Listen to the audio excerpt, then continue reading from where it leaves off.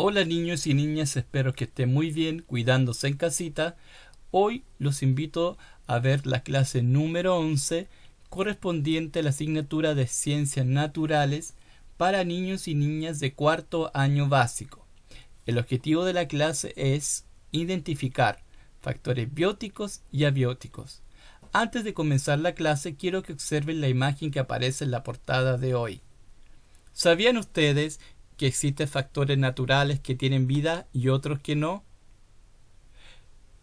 Como los que pueden ver en la imagen en la portada de hoy, hay factores que no tienen vida como son el sol, las rocas, el aire, las nubes, y otros que sí tienen vida como son el zorro, los árboles, los arbustos, la ranita, los patos, los peces, ¿verdad? Las algas, entre otros más. Ambos son creados por la naturaleza y se dividen en factores abióticos y bióticos. Para que lo entendamos un poco mejor, te invito a ver la siguiente imagen. Vean acá. Acá tenemos la imagen de un ecosistema. ¿Recuerdan qué es un ecosistema? Un ecosistema es un conjunto de poblaciones, de animales, plantas, incluso de microbios que están relacionados entre sí, unos con otros, con la finalidad de que puedan perpetuarse. Los ecosistemas se conforman de dos factores, factores bióticos y factores abióticos. Quiero que retengan bien la imagen, ¿verdad? Esta imagen en su mente. Ahora vamos a ver cuáles son los factores bióticos. Acá pues lo pueden ver. Los factores bióticos son todos los seres vivos que habitan en un ecosistema. Entre ellos podemos ver las plantas, los animales, hongos y bacterias. Todo aquello, ¿verdad?, que tenga vida son factores bióticos. Algo importante recordar que nosotros los humanos también pertenecemos a los factores bióticos. También formamos parte de los factores bióticos. Ahora vamos a ver los factores abióticos. Los factores abióticos son todos los componentes inertes, es decir, que no tienen vida de un ecosistema, como son el agua, el aire, las piedras, la luz y la temperatura, entre otros. Todos estos factores son necesarios para que los seres vivos puedan vivir y desarrollarse. En los ecosistemas no existe ningún organismo que viva aislado de su entorno, es decir, puede que no interactúe con otros organismos, pero siempre lo hace con factores abióticos que los rodean. Vamos a ver la siguiente imagen. Ahí está. Todo lo que está a color en esta imagen son factores abióticos.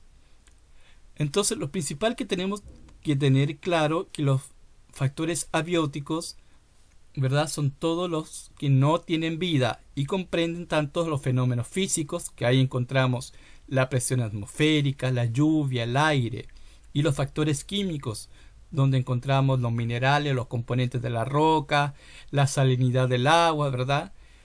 Todos ellos afectan a los organismos y actúan entre sí permanentemente. Vamos a ver un ejemplo. ¿Qué factores bióticos y abióticos hay en la fotografía? Pueden ver, tenemos un conjunto de vicuñas. ¿Pueden ver cuáles son los factores bióticos? Sí, ¿verdad? Tenemos las vicuñas y tenemos el pasto, ¿verdad? Y los factores abióticos tenemos el agua, los minerales de las rocas, la tierra. Ahí tenemos un ejemplo de cuáles son los factores bióticos y abióticos.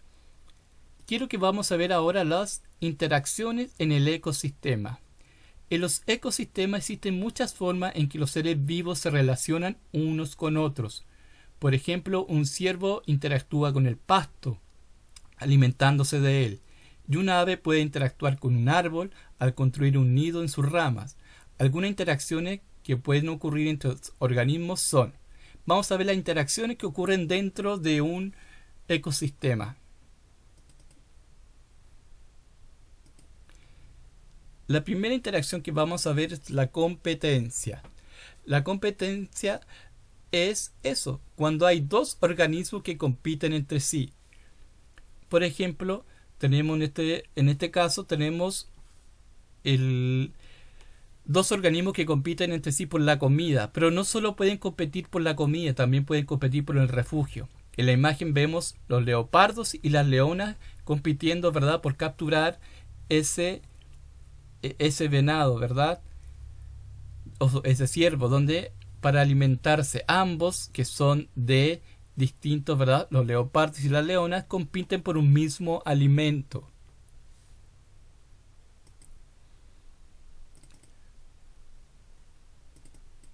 Otra interacción importante es la depredación. La depredación es la interacción en la que un ser vivo se alimenta de otro. El animal que se come al otro ser vivo es un depredador, mientras que el que se sirve de alimento es la presa. En la imagen podemos ver cómo la iguana se come el insecto. Acá la iguana es el depredador y el insecto es la presa. Entonces, hay que recordar que la depredación es la relación en la que un ser vivo se alimenta de otro. El animal que se come a otro ser vivo se llama depredador y el animal que sirve de alimento se llama presa. Vamos a ver la siguiente relación. Mutualismo. En este caso, dos seres vivos se benefician mutuamente. En la imagen, la abeja obtiene alimento de la flor y así ayuda en su reproducción, a trasladar el polen pegado en su cuerpo y patas a otras flores. Entonces, pueden ver ahí la abeja, ¿verdad?, alimentándose del polen, cómo el polen se adhiere a su cuerpo. ¿Lo pueden ver? El polen.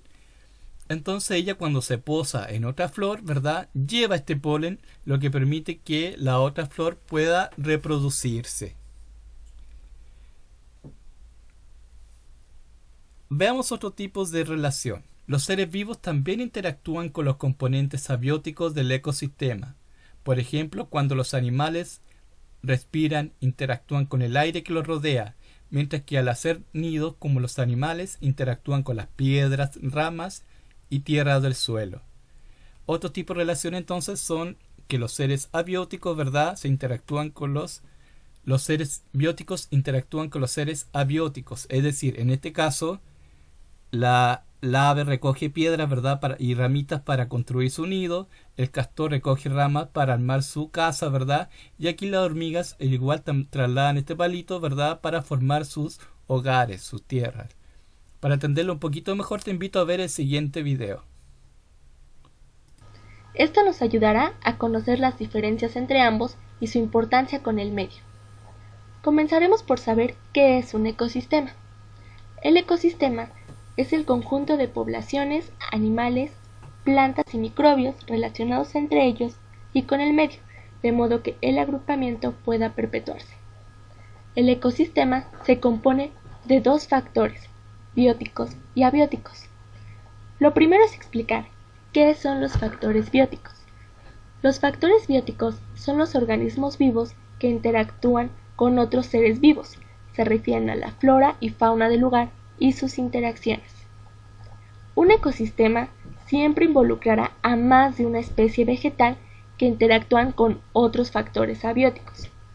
Invariablemente, la comunidad vegetal está compuesta por un número de especies que pueden competir unas con otras, pero que también pueden ser de ayuda mutua. También existen otros organismos en la comunidad vegetal, animales, hongos, bacterias y otros microorganismos. Así que cada especie no solamente interactúa con factores abióticos, sino que está en constantemente interacción con otras especies para conseguir alimento, cobijo u otros beneficios, mientras que compite con otras, e incluso pueden ser comidas. Todas las interacciones con otras especies se clasifican como factores bióticos. Algunos factores bióticos son positivos, otros negativos y algunos pueden ser neutros.